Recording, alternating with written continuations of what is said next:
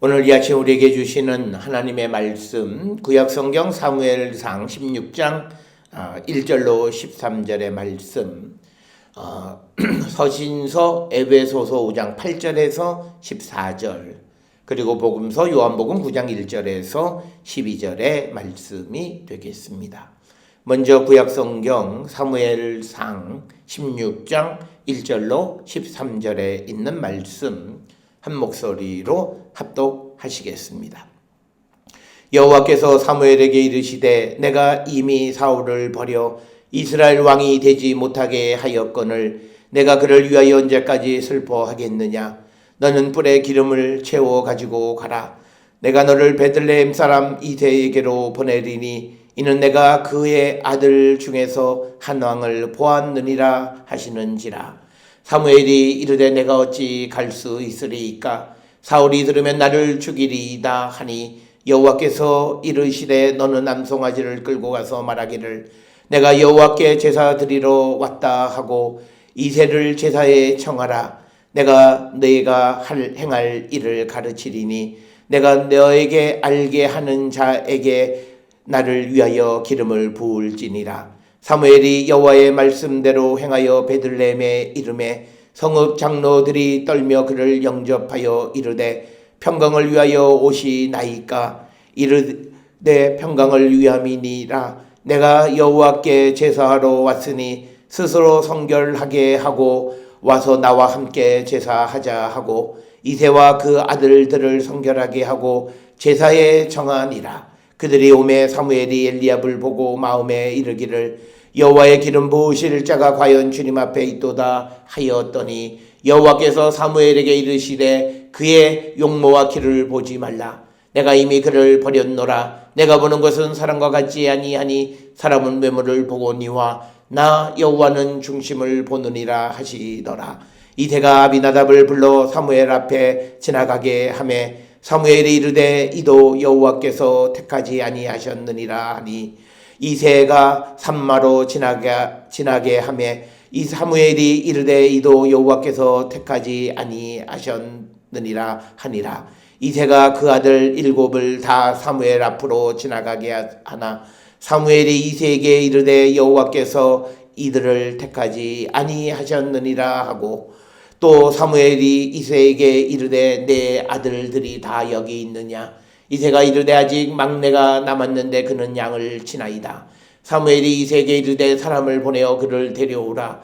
그가 여기 오기까지는 우리가 식사 자리에 앉지 아니하겠노라.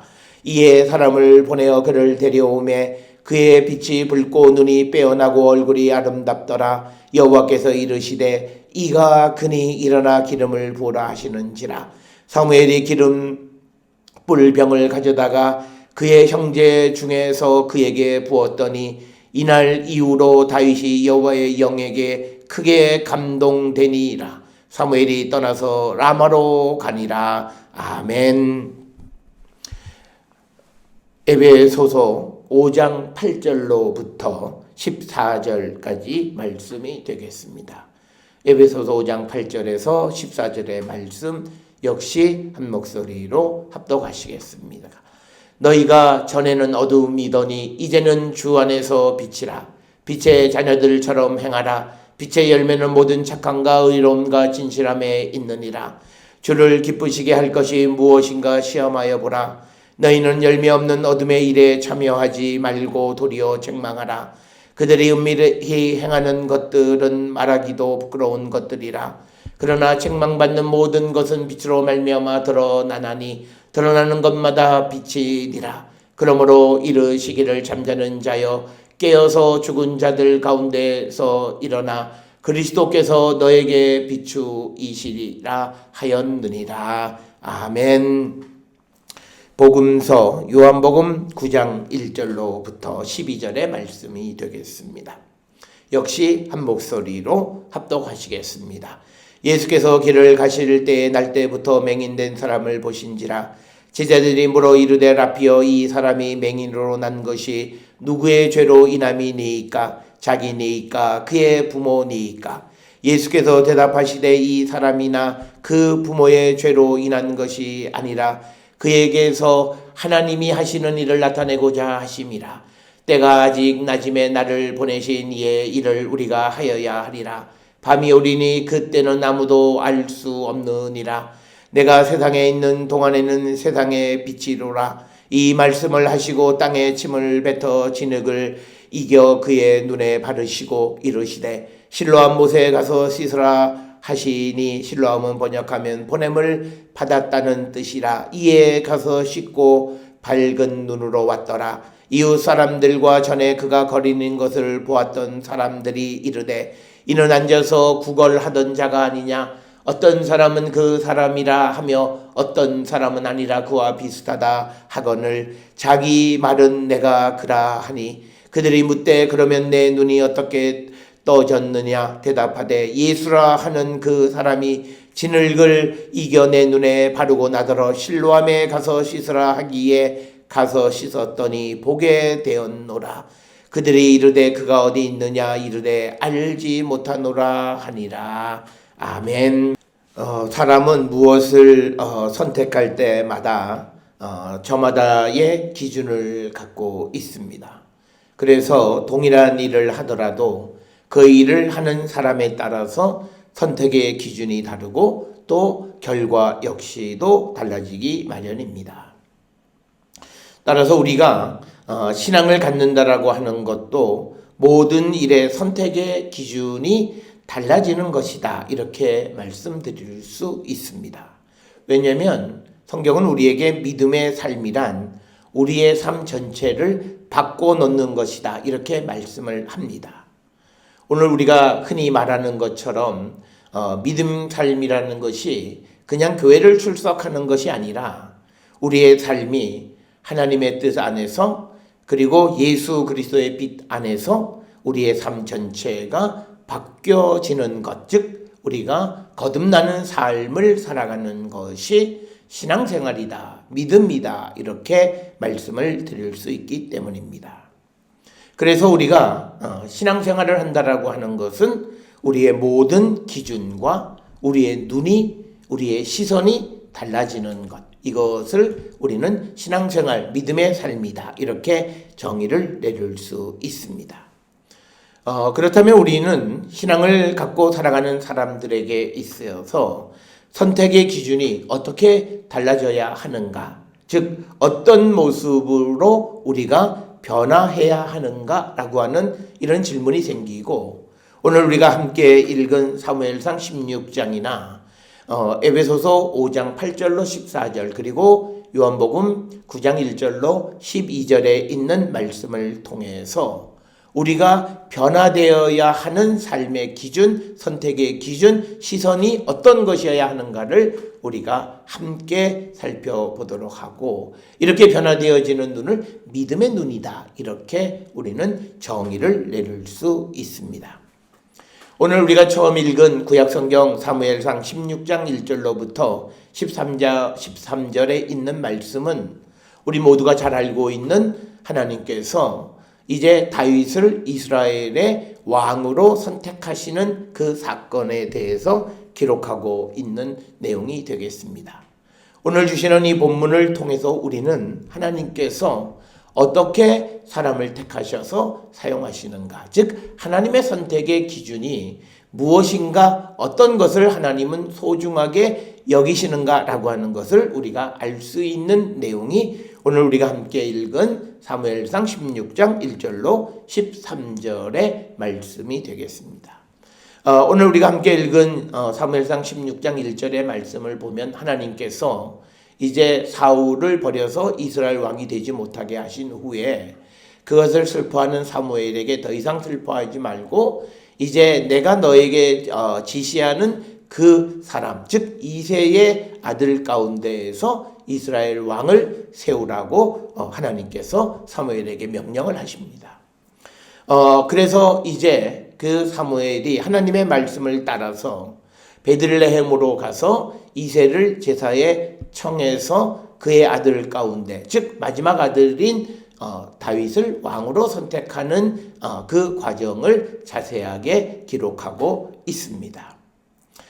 그래서 오늘 주시는 본문의 말씀을 보면 6절에 이제 제사를 드릴 때에 이 사무엘이 그 이새의 아들 가운데에서 아마 첫 아들인 엘리압을 보면서 그가 마음에 생각하기를 여호와께서 기름 부으실 자가 과연 이 사람 주님 앞에 있다 이렇게 생각을 했습니다. 그런데 7절에 보니까 여호와께서 사무엘에게 뭐라고 말씀하시냐면 그의 용모와 키를 보지 말라. 내가 이미 그를 버렸노라. 그러니까 그는 이스라엘의 왕이 될 제목이 아니다라고 하는 겁니다. 그러면서 중요한 말씀이 7절 중반에 내가 보는 것은 사람과 같지 아니하니 사람은 외모를 보거니와 나 여호와는 중심을 보느니라 이렇게 말씀을 합니다. 그래서 사람들은 외형적으로 드러나는 것을 통해서 이 사람이 하나님의 일꾼이 될 수 있다 없다를 말하지만 그러나 하나님은 그 사람의 마음의 중심을 보시는 분이시다라고 하는 하나님 선택의 기준이 그 사람의 마음의 중심이 하나님께 향해 있는가 아닌가를 보시는 분이심을 우리에게 가르쳐주고 있고 이어서 엘리압이 아니라고 말씀하니까 그 다음에 이제 8절에 보면 두 번째로 아비나답을 불러서 또 사무엘 앞에 지나가게 합니다. 그러니까 사무엘이 여호와께서 택하지 아니하셨느니라 이렇게 이야기를 하고 그래서 다시 이새가 산마를 또 사무엘 앞에 지나가게 하니까 또 사무엘이 대답하기를 이도 여호와께서 택하지 아니하셨다. 그래서 이제 그 이새가 그 자기의 아들 7명을 다 사무엘 앞으로 지나가게 했지만 그러나 하나님은 그 7명 가운데 누구도 택하지 않으셨다라고 하는 거죠. 그런데 사무엘이 생각하기에 하나님께서 이새의 아들 가운데 이스라엘 왕을 세우겠다라고 말씀을 하셨던 것을 기억합니다. 그래서 그가 다시 11절에 이새에게 말하기를 내 아들이 다 여기 있느냐 이렇게 질문을 합니다. 그랬더니 이새가 아직 막내가 남았습니다 이렇게 이야기를 합니다. 그러니까 여기서 다윗은 이제 8번째 아들인데 그는 이 자리에 오지 않고 양을 지킨 아이다. 그러니까 형들이 다 와서 이제 사무엘 앞에 와서 이제 사무엘로부터 누군가가 택함을 받아야 되니까 양을 떠나오니까 대신 맨 마지막에 아들인 다윗을 양을 지키도록 그렇게 보냈다라고 하는 거죠. 그랬더니 사무엘이 이새에게 빨리 사람을 보내서 그를 데려오라. 그가 오기까지는 우리가 식사 자리에 앉지 않겠다. 이렇게 이야기를 합니다. 그래서 이제 이새가 12절에서 사람을 보내서 그를 데려오니까 그의 빛이 붉고 눈이 빼어나고 얼굴이 아름답더라. 여호와께서 이르시되 이가 그니 일어나 기름을 부어라. 바로 이 사람이다 라고 여호와께서 사무엘에게 말씀하셨다라고 하는 겁니다. 오늘 주시는 이 본문의 말씀에 등장하는 세 사람의 이 선택의 기준을 우리가 볼 수 있습니다. 오늘 주시는 이 본문의 말씀을 통해서 먼저 그 사무엘은 사람의 외모를 보고 선택하려고 하는 그런 시각을 가지고 있었던 사람입니다. 그래서 그는 첫 아들인 엘리압을 보자마자 바로 이가 그다라고 생각을 했지만 그러나 하나님은 그가 아니라고 말씀을 하셨습니다. 이제 이새 역시도 자기가 생각하는 어떤 선택의 기준을 우리에게 하나 제시해 줍니다. 이새는 전통적으로 아마 자기의 아들 가운데에서 아마 첫째나 둘째나 셋째나 넷째 중에 누군가가 선택되어질 것이다 이렇게 생각을 했을 겁니다. 그러니까 오늘 주시는 말씀에서도 보면 등장하는 것이 엘리압이고 그 다음에 아비나답이고 그 다음에 삼마 그렇게 해서 전부 다 이제 아마 주전급 세 사람 그리고 나머지 네 사람을 다 보았지만 아니었고 그 다음에 이 이새가 생각하기에는 어떤 경우에도 막내까지 오리라고는 순번이 오리라고는 생각하지 않았습니다. 그렇기 때문에 그는 그 막내 아들을 양을 지키러 보냈던 거죠. 만약에 이세가 생각할 때 막내 아들에게도 가능성이 있다는 걸 조금이라도 생각했더라면 그 아들도 참석시키고 그 양떼들은 아마 집에 있는 종들을 시켜서 그 양을 지키라 했을 것입니다. 그러나 오늘 주시는 이세의 행동을 통해서 보면 그 역시도 아들들 가운데 누군가가 택함을 받지만 그러나 막내는 아니다라고 하는 생각, 그것이 전통적인 사고였습니다. 그래서 그는 막내를 양을 치러 보내는 그런 일을 행하게 되었다라고 하는 것이고, 그 다음에 이제 세 번째는 하나님의 시선, 하나님의 관점입니다. 우리가 앞에서 읽은 말씀 7절 중반에 보는 것처럼 하나님은 중심을 보시는 분이시다 이렇게 이야기를 했고, 그 다음에 또 하나 오늘 주시는 본문의 말씀에서 12절에서 이가 그다라고 말씀하시는 것을 통해서 하나님은 아무도 생각하지 못하는 그 아들, 막내 아들을 택하셔서 누구도 생각하지 못했고 어떻게 보면 선택으로부터 버림받아져 있던 바로 그 다윗을 택하셔서 이스라엘의 왕을 삼으시는 분임을 우리에게 보여주고 있습니다. 사람의 시선은, 사람의 관점은 자기가 경험하거나 교육받은 것에 의해서 자기 나름대로의 시선을 갖게 되고 관점을 갖게 됩니다. 그래서 사람의 시선과 관점은 저마다 제각각인 것입니다. 그래서 우리가 갖는 이 시선은 하나님의 시선과 다른 것임을 우리는 알 수가 있습니다. 그래서 우리가 잘 아는 이사야 55장 8절에 보면 하나님께서 이스라엘 백성들에게 말씀하실 때 내 생각이 너희의 생각과 다르며 내 길은 너희의 길과 다릅니다. 이렇게 말씀하시는 것. 그리고 또 오늘 우리가 읽은 말씀 7절에서도 하신 것처럼 내가 보는 것은 사람과 같지 않다라고 하는 이 말씀을 통해서 보면 하나님의 생각은 우리의 생각과 분명 다르다는 겁니다. 그렇기 때문에 우리가 하나님의 생각과 하나님의 기준이 우리의 생각과 다르기 때문에 우리는 늘 하나님의 인도하심을 구하는 자가 되어야 되고 하나님의 이끄심에 순종하는 자가 되어야 한다라고 하는 것은 지극히 당연한 것입니다. 오늘 우리가 살고 있는 이 시대를 돌아보면 모든 시대에서 사람들을 외적인 정보로 판단을 하려고 합니다. 그래서 외적인 생김새, 또 그가 가지고 있는 학력, 또 출신지, 출신 학교, 가정적 배경 이런 것들을 통해서 사람을 평가하려고 합니다. 그러나 하나님은 다른 관점에서 모든 것을 판단하시고 평가하시고 선택하신다라고 하는 겁니다. 하나님의 생각과 관점과 시선이 우리와 다르기 때문에 우리는 항상 하나님의 인도함을 받아야 합니다. 이제 하나님의 그 관점이나 하나님의 생각이 우리의 생각과 굉장히 다르다라고 하는 것을 보여주는 또 하나의 사건이 바로 요한복음 9장 1절로부터 12절에 기록이 되어 있는 소위 날 때부터 소경된 자에 관한 이야기입니다.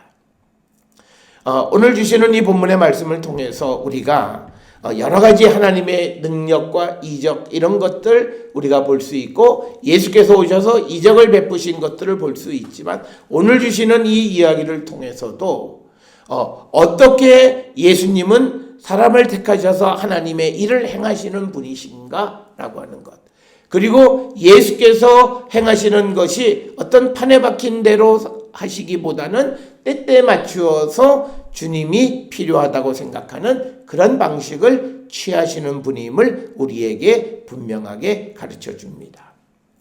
오늘 주시는 본문은 예수께서 길을 가다가 날 때부터 맹인된 사람을 이렇게 만나게 됩니다. 그랬더니 제자들이 라삐어 선생님, 이 사람이 맹인으로 난 것이 누구의 죄로 인함이니까? 그의 부모니까 자기니까? 이렇게 질문을 합니다. 그랬더니 3절에서 예수님이 대답하시되 이 사람이나 그 부모의 죄로 인한 것이 아니라 그에게 하나님이 하시는 일을 나타내고자 하심이라, 이렇게 대답을 하십니다. 오늘 주시는 이 요한복음 9장 1절로부터 12절에 있는 말씀을 통해서 제일 먼저 질병에 대한 하나님의 이해, 예수님의 이해는 당시 유대인들의 생각과 다른 생각을 가지고 있었습니다. 이 유대인들은 신명기서에 등장하는 말씀처럼 질병이라고 하는 것은 죄의 결과라고 생각을 했고, 질병의 정도가 심하면 심할수록 그의 죄가 더 크다 이렇게 생각하고 있는 그런 시점에 예수님은 그가 날 때부터 맹인이 된 것은 어느 누구의 죄 때문도 아니라고 하는 죄에 대한 새로운 해석을 제시해 주시는 거고, 그렇게 제시해 주심으로써 이제 맹인으로 태어난 자에게 어떤 희망, 또 그의 가족들에게 희망을 주시는 예수님의 모습을 볼 수 있습니다. 따라서 오늘 주시는 본문의 말씀을 통해서 이 어떤 질병에 대한 어떤 다른 관점을 가지고 계시는 예수님을 볼 수 있고, 한 걸음 더 나아가서 하나님이 하시는 일을 나타내고자 하십니다. 그래서 오늘 주시는 이 3절의 말씀을 통해서 보면 하나님께서 하나님의 일을 하시기 위해서 택한 자가 날 때부터 맹인된 자라는 겁니다. 이것은 우리가 세상을 우리가 보통 일반적으로 보면 하나님의 일을 하고자 한다면 세상적인 관점에서 능력 있는 사람, 잘 갖춰진 사람, 힘 있는 사람, 이런 사람들을 택하시는 것 같지만, 그러나 주님은 그것이 아니라 가장 연약한 사람, 소위 약점이 있는 사람을 택하셔서 하나님의 일을 하시는 분이심을 우리에게 보여주는 겁니다.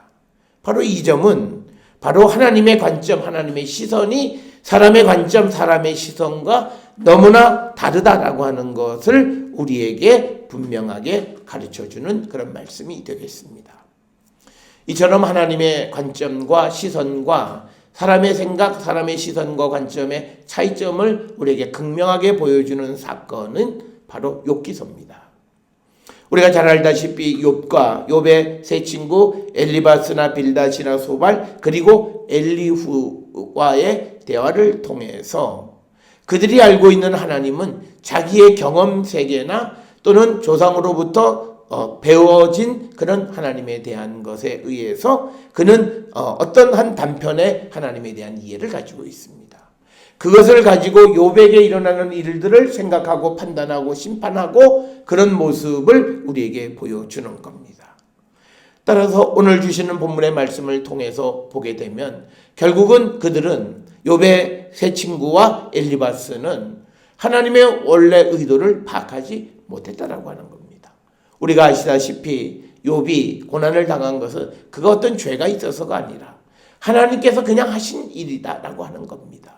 그러나 엘리바스나 빌닷이나 소발 등은 자기의 경험이나 자기가 배운 바에 의하면 분명 욥이 죄를 졌기 때문이다 라고 하는 그런 자기의 경험 속에 갇혀있는 모습을 봅니다.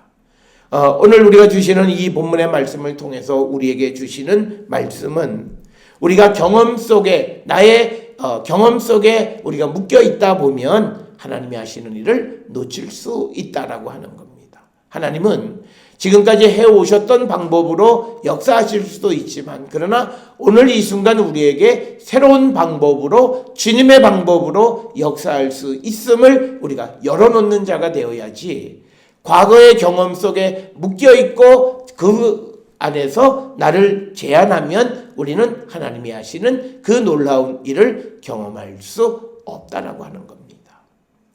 오늘 주시는 본문의 말씀을 통해서 우리가 정말 하나님의 시선과 관점을 우리가 수용하려고 하는 자세, 그것은 다른 것이 아니라 하나님 하시는 모든 일에 순종하는 삶을 살아가는 겁니다. 우리에게 한 가지 믿음은 내가 예수 그리스도를 믿는 자에게 하시는 하나님의 모든 일은 궁극적으로 우리에게 선한 일임을 우리가 인식하고 그 하나님이 하시는 일에 대한 신뢰를 갖고 살아가는 겁니다. 그런 삶을 우리가 살아가야 우리가 주님이 하시는 일에 순응하는 삶을 우리가 살아갈 수 있다라고 하는 것을 우리에게 가르쳐 주시는 말씀이 되겠습니다. 이제 우리가 예수 그리스도를 믿고 세상을 살아가는 자들은 과연 어떤 자들이냐라고 하는 겁니다. 오늘 우리가 함께 읽은 에베소서 5장 8절로부터 14절에 보면 우리에게 빛의 자녀다라고 말합니다. 이제 우리는 새로운 시각을 가져야 됩니다. 우리는 예수 그리스도를 믿음으로 과거의 육신에 사로잡혀 있던 어둠 속을 행하던 어둠의 자식이 아니라 빛의 자녀라고 하는 사실을 우리는 분명히 인식하고 빛의 자녀처럼 행하는 자가 되어야 한다. 오늘 우리가 세상을 살아가는 많은 사람들이 예수를 영접했다 말하면서도 성령을 체험했다 말하면서도 나쁜 일들을 행하고 불의한 일을 행하고 정직하지 못한 일을 행하는 자들이 많습니다. 그는 될 수 없습니다. 오늘 주시는 구절에 빛의 열매가 무엇이다? 우리에게 분명히 말합니다. 착함, 의로움, 진실함입니다. 그러니까 빛의 자녀들은 어떤 경우에도 거짓을 하면 안 되고 어떤 경우에도 불의하면 안 되고 어떤 경우에도 우리의 착함을 잃어버리면 안 됩니다. 우리는 진실함을 우리가 포기하거나 의로움을 포기하는 경우가 자기의 이익 때문에 그렇습니다. 그러나 오늘 이제 우리가 예수 그리스도를 믿음으로 빛의 자녀가 되어졌고 그렇다면 우리는 빛의 열매를 맺고 살아가는 자로서 항상 착하고 의롭고 진실된 삶을 살기로 결단하는 자가 되어야 한다. 우리의 관점을 바꿔야 하고 우리가 세상을 살아가는 시각을 바꿔야 합니다. 지금까지는 우리는 세상을 내가 그 세상으로부터 이익을 취하고 이익을 얻기 위해서는 수단과 방법을 가리지 않고 살았던 그 삶에서 예수 그리스도를 영접함으로 이제는 그 모든 어둠을 벗어버리고 이제 어둠의 일에 참여하지 않고 빛의 자녀들처럼 진실되고 착하고 의로운 일을 행하는 성도, 그런 삶을 살기로 결단하는 그런 시각의 변화, 관점의 변화가 우리에게 필요한 시대를 우리는 살고 있다. 따라서 우리 모든 성도들이 2020년 이 사순절 넷째 주 참회의 여정을 보내면서 우리의 삶을 돌아보시면서 내가 정말 빛의 자녀처럼 살고 있는가? 이 세상 속에서 착하고 의롭고 진실되게 살고 있고 그 열매를 맺고 있는가를 돌아보셔야 합니다. 오늘도 성경은 우리에게 정말 착하고 의롭고 진실된 삶을 살라고 말씀함에도 불구하고 사람들은 자기의 현실을 들먹이면서 그렇게 살 수 없다고 말하는, 그래서 하나님의 말씀과 주님이 하시는 일에 반대하는 그런 삶을 살아가는 자들이 많은 이때에 우리는 우리의 관점을 바꿔야 합니다. 특별히 우리가 잘 아는 고린도후서 5장 15절에 예수께서 왜 십자가에 달려 돌아가시면서까지 우리에게 생명을 주셨습니까? 이제 우리가 다시는 내 자신을 위해서 살지 않고 그리스도와 복음을 위한 삶을 살아가는 자들이 되게 하기 위해서 우리에게 구원의 은총을 베풀어 주셨습니다. 따라서 오늘 주시는 10절에 있는 말씀처럼 주를 기쁘시게 할 것이 무엇인가를 우리가 곰곰이 생각해 보면서 그 일을 행하며 살아가는 자들입니다.